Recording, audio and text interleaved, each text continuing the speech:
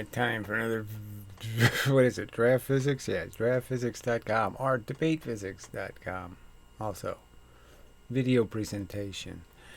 Uh, just, there really should be a conversation about what people claim to be the truth. You should be able to argue this stuff. Like even in the religious context, there's no real argument between these different sects. They don't explain why their sect is superior. There's no real argument about why you should be this versus that. And not that physics should, physics is just as bad as the religions in the sense that they're all afraid to compare their statements about reality, their contentions, their axioms, their premises, their assertions. And, scientific type people should really be interested in debates about science. And instead, they applaud people who run away and who thwart any effort to really have that debate. They just, they don't do anything to encourage it, let's just say. So anyway, that's where we are. So this is part 2 on gravity from a channel called Sideprojects. And we have attempted interaction in the past and gotten nowhere, and we probably won't get anywhere this time either. So you really should watch part 1, because I really don't think I want to go over the same material again. As my counter argument, but the basic point is that bent space as a theory is fundamentally flawed in the sense it breaks elemental rules of being non-controversial, non-conservational, non-conservational. It's late. I'm tired. Anyway, no excuse really. Okay, well, it's an excuse. So the point is that gravity creates heat. Okay, it heats the objects that it creates by compressing things together, and all of that heat is real in the universe. It's real energy, and so you have a nothing creating the something of real energy, and there's absolutely nothing I've ever seen or heard to explain how you fix that. In the sense that it's not conservational, it's a constant free source of thermodynamic reality. Anyway, so we're at the point where he's going on to the subject of the speed of light and then Ligo. So it's mostly going to be about Ligo probably, and the whole gravitational wave crapola. All right, and the insane statements they make about how they're what kind of ruler they've created, and it's all bullshit, frankly. And again, not demonstrated by some testing. Like Ligo, they could just test it. They could just swing something above the mirror outside the tube, a Volkswagen, and see if the damn thing works. See if it can actually detect that, and then see how small an object it can detect. But we have no evidence of any testing at all. None. Zero.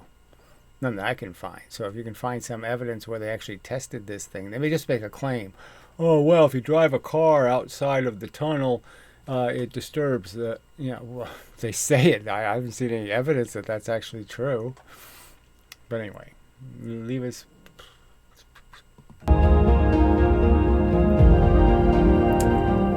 One of the most famous findings of Albert Einstein is the relationship between energy and mass, summed up in the equation E equals mc squared. Right, and so this is such a bullshit because mass really can't have energy. The masses, as we call them, as we can capture them, as we can see them, as we can, so you can't do anything with the energy of the force because it's technically always moving and it's always pushing matter somewhere, or it's free. You can't just stick a scale up and, well, technically you might be able to.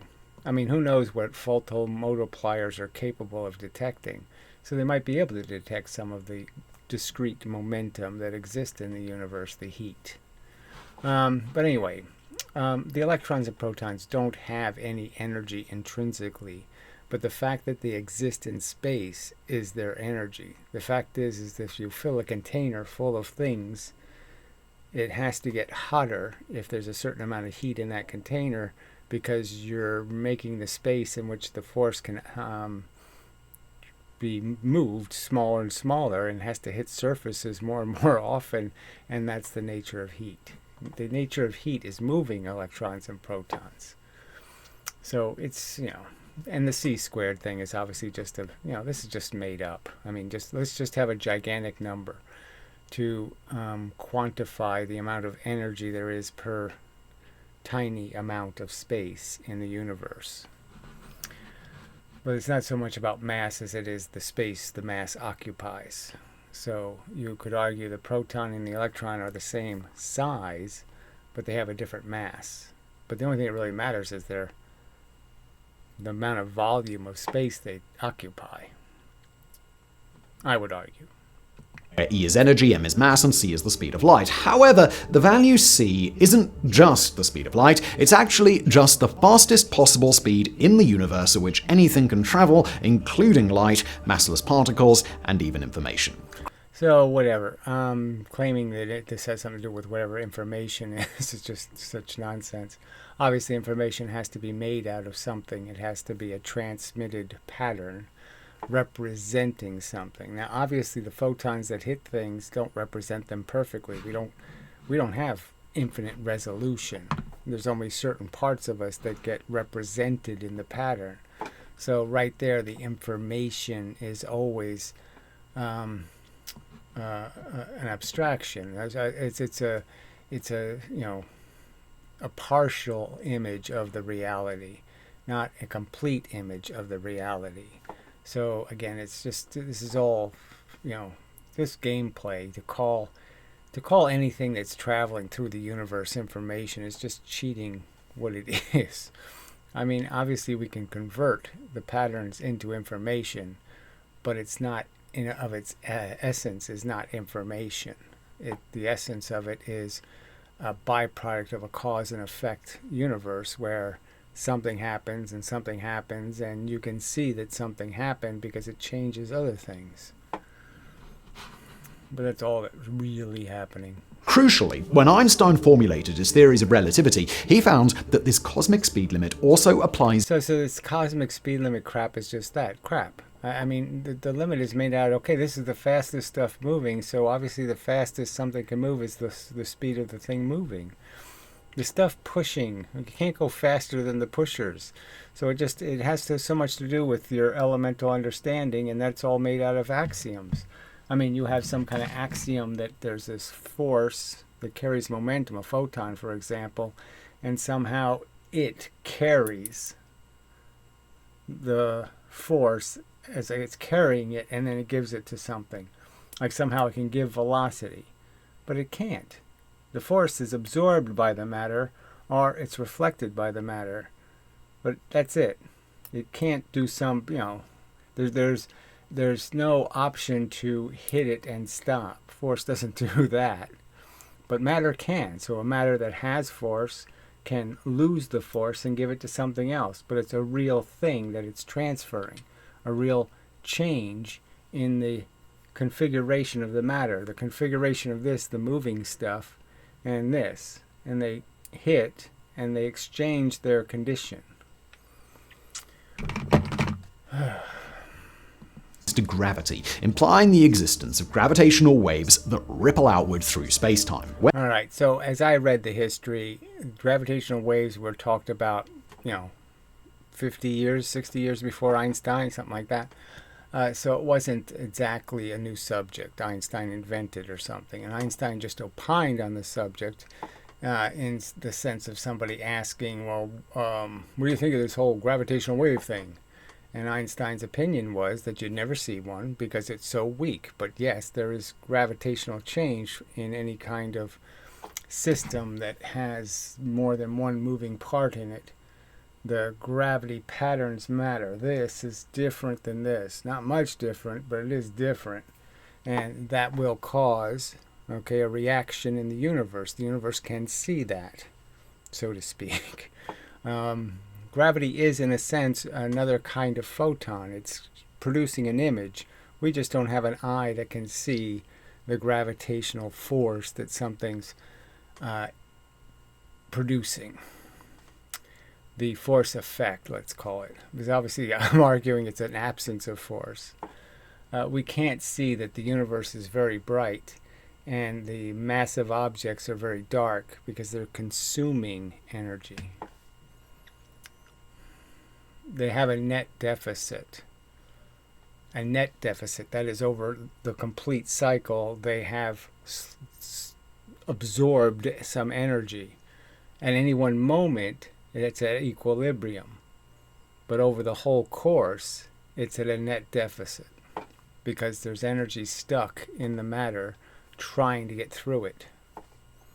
And there is a change of energy density. Say if our sun were to suddenly disappear without a trace, the Earth would remain in its current stable orbit for another 8 minutes without any clue that the sun had just vanished. Right, so they don't think this is at all a profoundly kind of irritating fact to have to explain with bent space.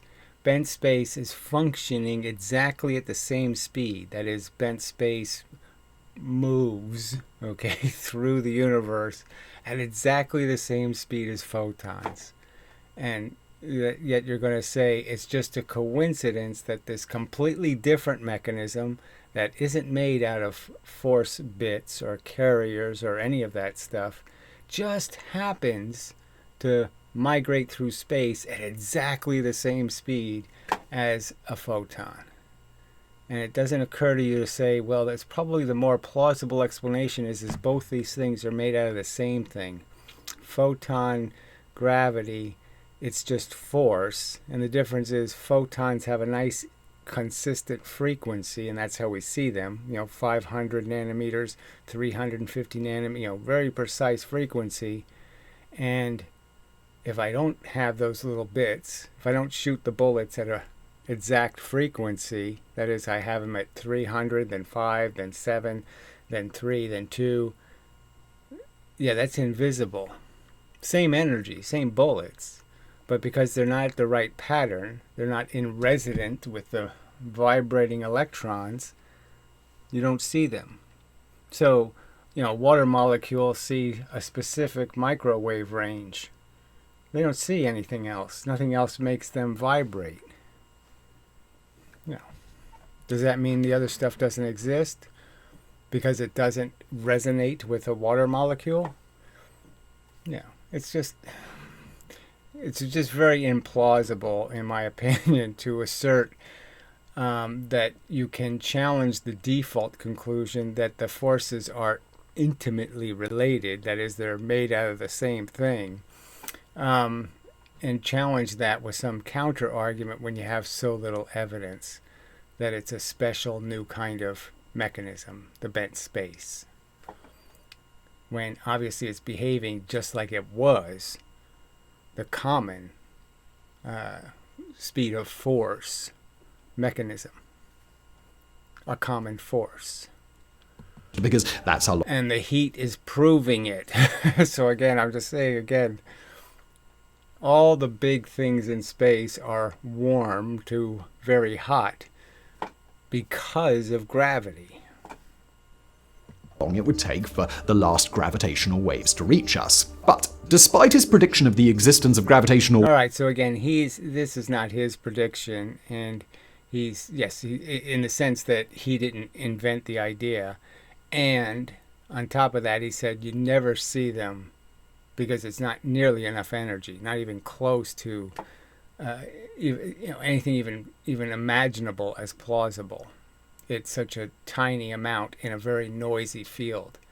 See, frequencies, are very exact. There's only so much stuff coming at you with exactly 500 megahertz. 500 nanometer period. So there's only a certain amount of that.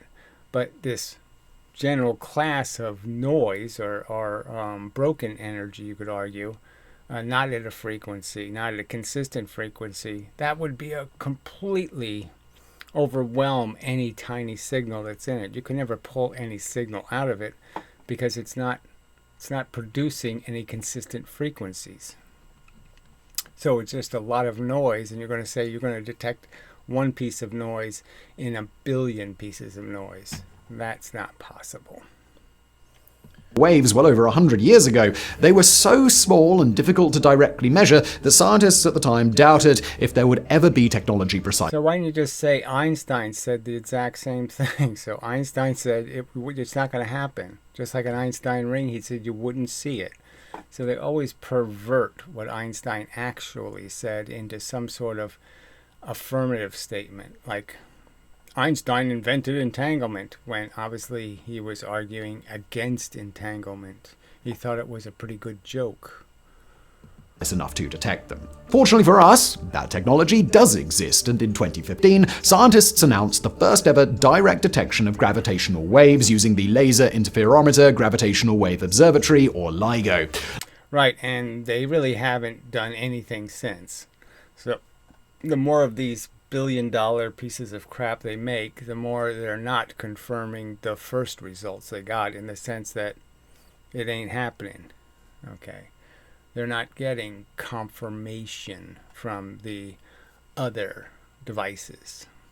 LIGO is one of the most delicate instruments ever created. So says him. Okay. Comprised of two long tunnels in an L shape with an array of carefully constructed lasers and mirrors. So there, yes, it's exactly no point in even drawing it like this anymore, because it's nothing like this. Okay. So they bounce it off mirrors.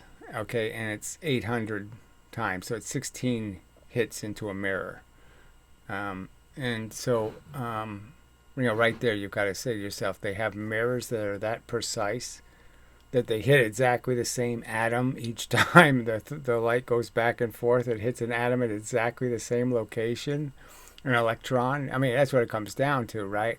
You have to actually believe that somehow they have a mirror that is somehow creating a circumstance where it hits electrons at exactly the same distance every single time. That the electrons can't be moving at all. This is where they say, they're measuring half the diameter of a proton. Well, that's a tiny bit of movement for an electron, and it's an infinitesimally tiny amount of movement from the atom's perspective. I mean, it's an insane statement. It's so ludicrous. I just don't know how credible people, with reasoning skills can sit there and say, yes, that's a plausible statement to make, that you're measuring, over preposterous distances, such tiny amounts of movement. Half the diameter of a proton. Come on. I think it's actually 1,000th of the diameter.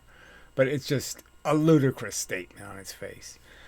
All right, so not only is this beam bounced back and forth a huge number of times between the mirrors, it's also converted. So they start with an ultraviolet to green laser, I think green, and then they convert it into an infrared. And you're saying, why would they do that? They convert it into a much longer wavelength, which, again, creates more fudgy room. The higher the frequency, the more higher the resolution. The lower the frequency, the less resolution. So it seems almost defeating the purpose of the whole thing. You want to do X-rays if you could. Inside. The idea is that if a gravitational wave of sufficient strength moved through the system, it will ripple through and, for a brief moment, make one of the arms slightly longer and the other slightly shorter. This can Yeah, and by what? Who says so? So that's the joke here, is that somehow it compresses something in one direction and lengthens things in the other direction, and somehow puts them all back together again. This magical force thingy, this clump of energy that isn't made out of anything real. It's not real photons. It's not real momentum carrying mechanism. It's some sort of bent space crap. Okay. And that somehow it does this, put it back. So it doesn't just push. It pushes and then pulls everything back again to where it was. Yeah, sure it does. Anyway, and so they're talking about the whole tunnel having to move the mirror. But the fact is, you should be able to move the mirror with any local gravitational object. And, so they should be able to do some sort of test to show us that this thing can detect something. And they can't. They haven't even showed us that it can detect the moon. I mean, the moon's a rather significant tidal force. I haven't seen any documentation where they show you that, oh, yeah, we can tell when the moon goes right over. We can watch it happen. There should be a significant tidal force that would create the same effect as this crap they're talking about. So why not show us that, that kind of information? Show us how big and giant your signal is, how easy it is. And if you can detect the moon, well, why can't you detect smaller things? Yeah, show us that. But there's no evidence of it, no tests. Be detected because the laser inside the machine is split into two beams that then bounce back and forth nearly 300 times in the separate arms. So he's wrong. It's not 300, it's 800. All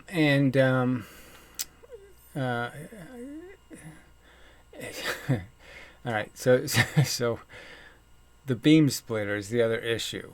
This whole very idea that you create two equal beams. One of them is going through a mechanism, like a bunch of slits, causing diffraction, causing all kinds of scatter. And the other beam is just reflecting. So one of them is just made of pure reflections, and one of them, the beam has to pass a surface and get diffracted, just like the double slit experiment. So one beam is spreading the whole time it's traveling. It's spreading. It's creating a fringe pattern. It's spreading. And the other one, like you can just make the target further and further away, and it's getting the target. The pattern gets bigger and bigger and bigger, because you've now diffracted the light. You've caused it to have an angle. So one beam is unaffected. So yeah, it's still spreading a little bit because all laser beams spread, but it's not spreading nearly as much as the other beam. So the two beams aren't equal. So they go through these 800 bounces, and then the other beam, the beam that wasn't bent and wasn't diffracted, gets diffracted for the last little 5 feet of journey. So they don't even, they don't understand interferometers. They don't even understand what a beam splitter is, because again, it doesn't create two equal beams. It's just nonsense to say it's two equal beams. They're fundamentally doing fundamentally different things. They progress through space fundamentally different. If you shot the two beams at a wall, you could see immediately the difference between the two beams, because one of them is being spread and one of them isn't. Or recombining back in the center. Because the beams are the exact same length and arrive at exactly the same time, So again, it's the exact same length. It's just they arrive back at exactly the same time. It's a frequency, and so it's a phased argument. You're just saying, here's the frequency of the light. It's 500 nanometers. You're saying, well, can I match 500 nanometers? But you're not really matching the photon, the first element, and the first element. So it's all kind of bullshit. They send a pulse. The pulse doesn't have a very sharp beginning and a very sharp ending. So all kinds of fudgy room there. When they collide with each other, they are completely destroyed by interference. So again, nonsense that you can ever destroy any element of force. You can never destroy a photon. Can't be done. You either absorb it or reflect it, but you can never destroy a photon. The energy that makes it up. You can change its frequency. You can make it incoherent. You can send it through a polarizer and change the phase of the bits so you can't see it anymore, but you can't destroy it.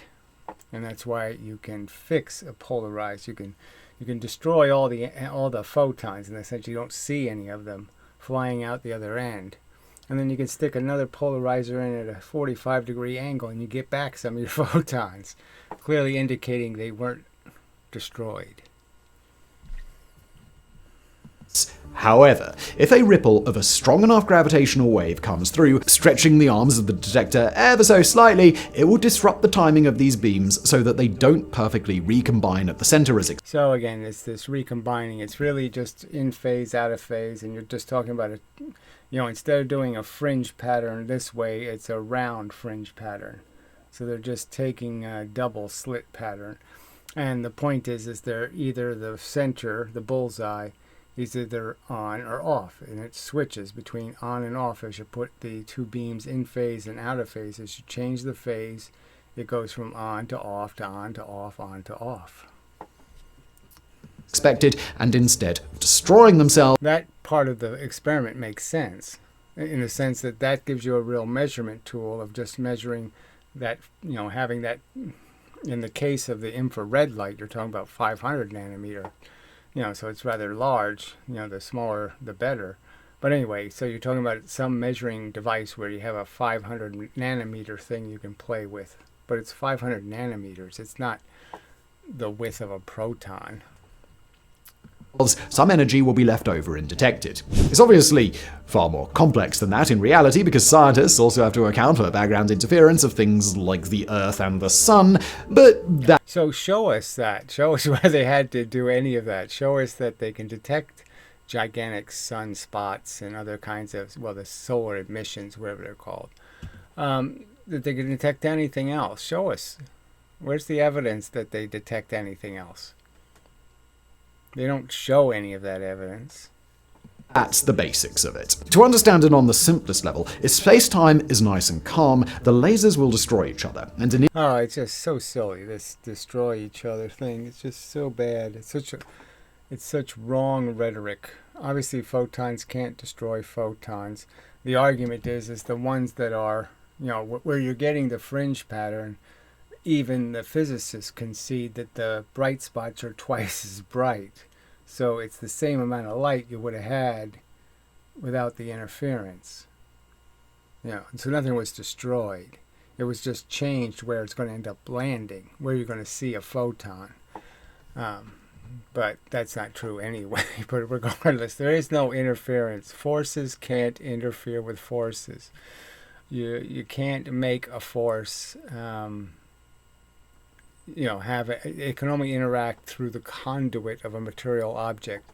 Forces have to hit electrons to be able to push other forces. The electron can push other forces. The forces can't. Indicator stays dark, but if space-time is messed up, some energy from the lasers survives and an indicator lights up. Detecting... it's just such a wrong way to say the indicator light. It's just so wrong. This minuscule change is a process so extremely precise that it's hard to even put it into perspective. So these are just their claims. So putting it into perspective is just saying, okay, they're allowed to just say this crap and they don't have to produce any evidence of this crap? The arm of the Ligo detector, the long tunnel through which the lasers travel, is 4 kilometers in length, or 2.5 miles, and a strong gravitational wave will change the length of this arm by smaller than the 1,000th of a diameter of a proton. All right. So who believes this? That they can measure something like the 1,000th of a diameter of a proton in the length of something. They can have a ruler where there's a little notch that says 1,000th of a proton. And they have a ruler that they can do that when their frequency they're using is 500 nanometers, which is 1 billion times bigger than, that measurement. And again, 800 bounces between a mirror, and you're saying that the electrons that were hit, you know exactly what their location was. It's just such nonsense. I mean, it's nonsense. I mean, any movement of an electron is going to be more than a 1,000th the diameter of a proton. I mean, it's just amazing nonsense. On the official Ligo website, they compare this change to measuring the distance to the nearest star, 4.2 light years away, to the accuracy of the width of a human hair. I mean, really, it's just so insane. I mean, how can they say something that preposterous and get away with it? And again, the science minions, the little drones, just accept whatever they say and just say yes, please, fuck my brain some more. That's just such an insanely silly thing, 4 billion light years, and they can measure the thickness of a human hair. Oh, fuck, they can. It's just so ridiculous. It is simply incredible. That's right. It's incredible. It's not credible. It's anti-credible. It's uncredible. It's not possible to be in the realm of the credible set. It's not in the credible set. It's just such crap. Oh. So what else was I going to say? There was another point to make about that. All right. Well, we'll have to wait till next time. But such an outrageous. Oh, the whole conversion. So this whole, the whole point he's making about this tiny amount of distance is because the force is so weak. The event is so weak. So the weakness of the event is that it's only stretching the length by 1,000th of a proton. That's all the mirror's moving is 1,000th of the width of a proton. Right? I mean, this is just it's that silly. And their whole excuse is just to get that much energy, right? To get a signal that weak, they had to invent a new theory, okay, that isn't Einstein's theory, where the solar masses, the black holes that are doing this silly nonsense, they convert solar mass into bent space. So somehow they turn mass into bent space, whatever the fuck bent space is, right? So they turn a real something, material substance, into a bent nothing. And again, you think that's plausible. You think that was a well-tested theoretical addition to Einstein's theory. That Einstein would have said, yeah, that's a good idea. Let's put a check mark on that one. Yeah, I don't think so. I don't think Einstein would think that is a sensible argument to make. That you can convert raw matter, electrons and protons, crush them, destroy them, and turn them into some kind of bent space. In 2015, after getting some modernized upgrades, the detectors gave the first indication that a gravitational wave had been measured, with the main terminal giving off a short... So this is just so Wikipedia. I mean, this guy doesn't know anything about this shit. Yeah. Audible chirp. The tiny beep not only earned several people a Nobel Prize in physics... There's no beep and there's no chirp. That was all the silly, girly, silly physics. Let's turn it into, a chirp. All right, it's obviously a signal, a pattern, but this whole idea that they're claiming this is how it happens. This is how two, rotating large gravitational objects. This is what they do, and they don't have any evidence. This is how they conclude their interaction. But was also evidence that Einstein had indeed been correct over 100 years. So again, it isn't Einstein's theory. He didn't like the subject. He didn't have any... it's not part of Einstein's theory. Years ago, long before the technology was around to pull off an experiment like this. To determine where these gravitational waves had originated from, a joint effort was launched across the astronomical community, combining the findings of LIGO with sky surveys and gamma-ray detections. To give them a head start on their search, though, scientists at least knew what general part of the sky to start looking in because the waves had been... Right, and then they just find what they're looking for. So again, it's all circular. Detected by two separate LIGO systems. I could point to a place in space and say, something happened over there. And they could point their telescopes there, and I'm sure they could find something happening over there. Or over there. Or over there. It's just hilarious. In the United States, one in the state of Washington, and one in the state of Louisiana. Because the waves traveled at the speed of light, there was about a 7-millisecond delay between the two sites, giving researchers a general direction of the source. There is one other gravitational wave system on Earth that is believed to be sensitive enough to detect it, and that's located in Italy, but unfortunately this third one was... So I don't know why he's this far behind, because they got one in Japan now too. But anyway, yes, this one...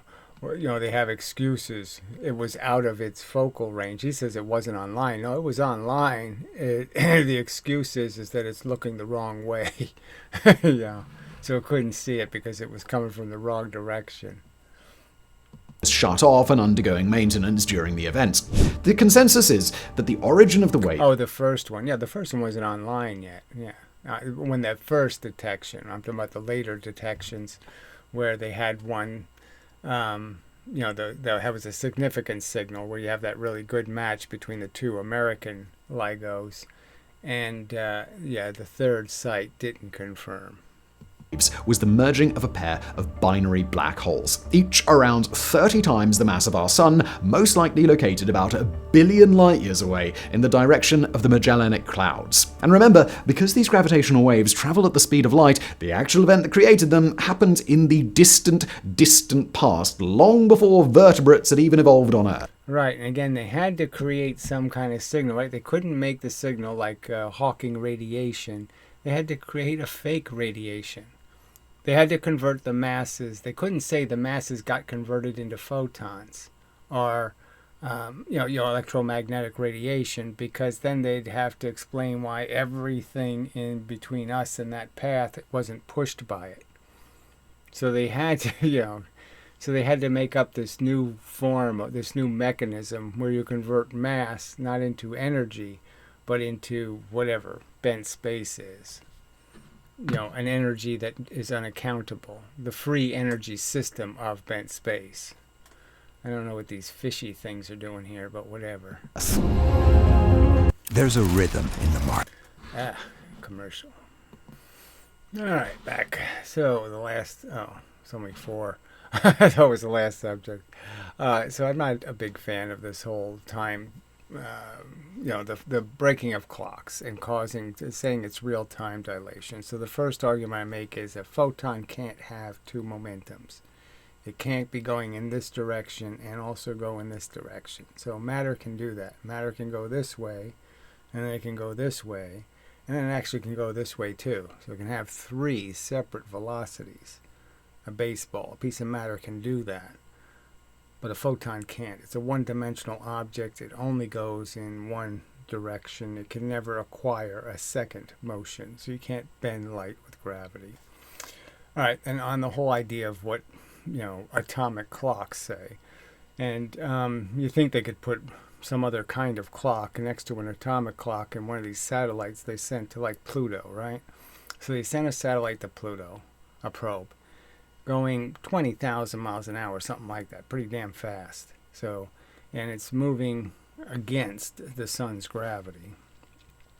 You would think they could have 2 different clocks on it, all right, and it could send a signal based on the timing of those clocks and tell us exactly, it's going to show some difference between our clock on Earth and that satellite's clock is definitely going to be a different amount of time being told, and we should have a pretty good definition of this. And yet I saw nothing written about any observations regarding time out in the distant solar system where Pluto is being any different than time on Earth. Nothing to indicate, nothing relevant on this subject. And it's really an important thing to understand is that radioactive decay isn't that reliable. All I have to do is crowd radioactive isotopes and their half-life changes. So you can change their decay rate. And clearly the argument is that velocity changes decay rate.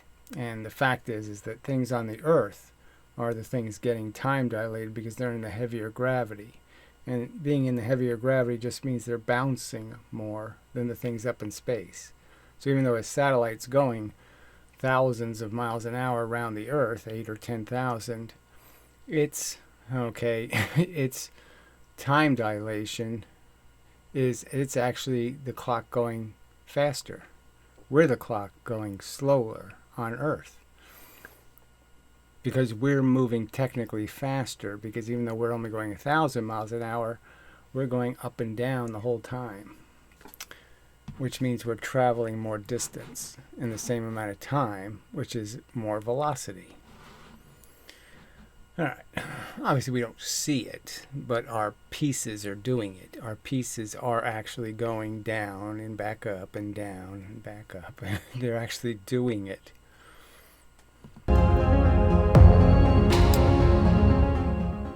Perhaps the strangest of Einstein's predictions are those related to time dilation. There are 2 types of time dilation, one that arises as a result of velocity, and one that arises... So they're both the same one. It's just the velocity one. So his special theory that was talking about velocity was actually correct. And then the general theory talked about gravity. And it's also correct in the sense that what makes stronger gravity significant to time dilation would be the fact that you're in heavy gravity means you're moving more up and down. The heavier the gravity, the stronger the force pushing you in, the deeper you're going, the bigger the Elise line. You know, the higher, the taller the basketball player, the bigger the bounce, the longer the distance. Little short basketball player, little tiny distance. So it's about how much distance that Elise line travels. That's telling you your actual velocity. As a result of gravity, which is the one that we could be going over today because that's what this video is about. Gravitational time dilation is a crazy concept that our brain just isn't wired to understand intuitively, but we'll do our best to break it down for you. Whatever. This isn't about intuitive. It's about reasonable. And it's bizarre, and you should have extraordinary claims, should have at least ordinary evidence, and you really don't even have ordinary evidence. According to relativity, the closer an observer is to a gravitational source, the slower time passes for them relative to an observer that is further from the gravitation. Right, and this slowing time thing is just nonsense. You never slow if the distance a photon travels. There's no warping of the actual space. There isn't a smaller amount of space and a bigger amount of space. It's all garbage. There's 3 physical dimensions, and their dimensions are rock solid. The moon is always a certain distance from the Earth. Obviously, it's an ellipse, so at certain times it's closer than other times. But I'm just saying that the universe is rigid. It is not up to your imagination. Source. This means that technically a person living on the surface of the Earth would age more slowly than someone living on the Moon because the person on Earth experiences a stronger gravitational effect, though when we're talking about time dilation with things like the Earth, the difference is absolutely tiny, mere fractions of a fraction of a second over a human lifespan. Yes, and so, none of this is relevant in any kind of the speeds we can obtain, but frankly 20,000 miles an hour or 50,000, we get something going faster, we could do some real experiments, because there's some hope at 1% the speed of light. You have some hope of detecting something. So anyway, this whole subject is kind of a bore, so I'm going to jump past it. I mean, it's been gone over so many times, twin paradoxes, all this nonsense. It really just depends on how confident you are that atomic clocks are indestructible, that they can't be affected, that the decay of an isotope is dependent on something inside the isotope, and it's not dependent on the environment. And so my simple argument is we already know it's completely dependent on the environment. I isolate the isotope, it lasts 10,000 years. I crowd the isotope, it lasts 1,000 years. It's obviously environmentally sensitive. The clock can be broken. So right there, we should be done playing a game that it's indestructible. 10 and 20 simultaneously because they both live on the surface of the Earth and their roads of time are identical. Now picture the one of the and he ages more slowly. Still, the point of relativity is that he brought up Interstellar as like it was a good movie, like to illustrate something real, when it was absolute nonsense. If you're being hugely time dilated, where 1 hour is 10 years, you're going to be smushed. You're going to be crushed by that gravity. Each twin spaghettified, all of that crap. Doesn't notice a difference in the passage of time on their own.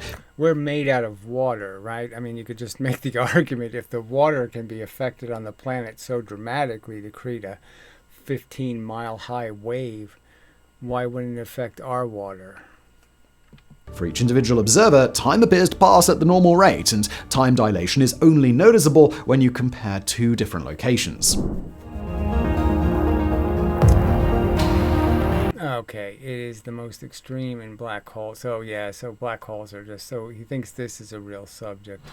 So yeah, black holes are also incredible. Well, let's just do a little bit, but I'm not interested.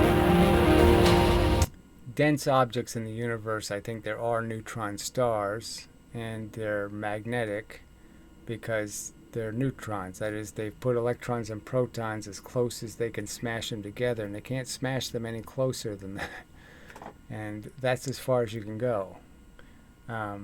They're dark because there's nothing to burn when you have nothing but neutrons. The Einstein field equations are a group of equations published as part of general... So here's the silly drawing of the idiotic lensing, where it's a regular lens. They're showing light being bent like it's a focal lens, and the gravity lens is exactly wrong. It won't do this. It bends too much in the middle. I mean, going in, it bends way too much, and going out, it bends way too little. It will not collect light and then focus it. That doesn't happen. It's a garbage, rubbish drawing. Relativity that describe the geometry of space-time. Only a few months after they were published in 1915, Carl Schwarzschild found a peculiar solution to them. So whatever this peculiar solution thing, whatever they use this word solution when it's just a perversion of an equation. It's not a solution. So his solution was, well, what if we could pile matter on top of matter? That is, what if an electron and proton could occupy the same space? And I could pile all the matter into the same tiny bit of space. Well, yeah, then I create a singularity. Well, isn't that a rather bold step to say that you have some evidence you can pile all the matter into one location in space? An infinitely small location? Isn't that theoretically just made up? So again, just crap. It isn't science. This is just hobgoblin speculation. Invisible man bullshit. Our planet would become inhospitable without the warmth of the sun, but the point is that... So the warmth of the sun, again, is just a tiny percentage of the heat generated by objects in space. So again, the warmth of the sun doesn't have anything to do with Jupiter or Saturn or all those distant planets. They're getting nothing from the sun. I mean, the amount of energy they're getting from the sun is, nil. Nothing. It's meaningless. We wouldn't suddenly be sucked into the center of the solar system and eaten by the black hole, which is a very popular misconception. There's no misconception. If you create such a thing as a singularity, you're going to create something that will collect an awful lot of matter, because nothing can escape its gravity. I mean, anything that gets into the realm of its gravitational pull is going to be pulled into its center because of its insanely high proportion of gravity as you get closer and closer to its surface, so to speak, whatever the surface of an infinitesimal is. But anyway, so it's going to get bigger and bigger and bigger and bigger and more massive, and that realm of influence is going to grow and grow and grow. So there's no idea, I don't think there's any reasonable theory of how you could maintain a baby black hole. Instead, we would just keep cruising around on our stable yearly orbit. In fact, it's not just objects that can orbit a black hole, but even light itself. There's a specific radius from the black hole which light is trapped in. So this is more nonsense about light being trapped, and he says there's this radius, but the radius is meaningless because you can't, it's an infinitesimal again. It's an infinitely small amount of distance. So a little bit in, a little bit out, you have to be in some, place it's impossible to ever get to. So, I mean, this is, it's just rubbish. This is all just made up shit. Enough propulsion system. The issue with black holes is that once you pass the event horizon, the escape velocity becomes higher than the speed of light. Right, and there's just no real evidence that, there's none. All right, frankly, that's good, credible evidence that you can stop light from leaving the Earth, for example, or leaving anything else. That a force can stop a force. It can't. It has to stop it by absorbing it with banging it into matter, creating a shield around it of atomic particles, for example. Would make something look black, but it's not black. You can understand that as being plausible. Anyway, enough and such. So just horrible science. It's so bad. And again, this is from a guy who just like I said, this is just theater for him. He's doing his I'll exploit the audience because I can do this kind of quirky, look, I'm, yeah, he's a non-standard diagram of a human being, and he's articulate, right? He speaks well, and that's all that really, that's the only charm here. The science is just garbage, Wikipedia crap. All right, so until the next time, and such and so forth, and what? Yeah, so there just won't be any counter arguments. It's just so depressing. So I can only do my job, as I've stated. I can make reasonable statements and ask people to make reasonable counter arguments, demonstrating me to have said something that is provably incorrect. And they just won't do that. And that's the sad condition of humanity. They're all cowardly scum, propagandizing for bullshit, riding bandwagons of nonsense and rubbish, fairy tales.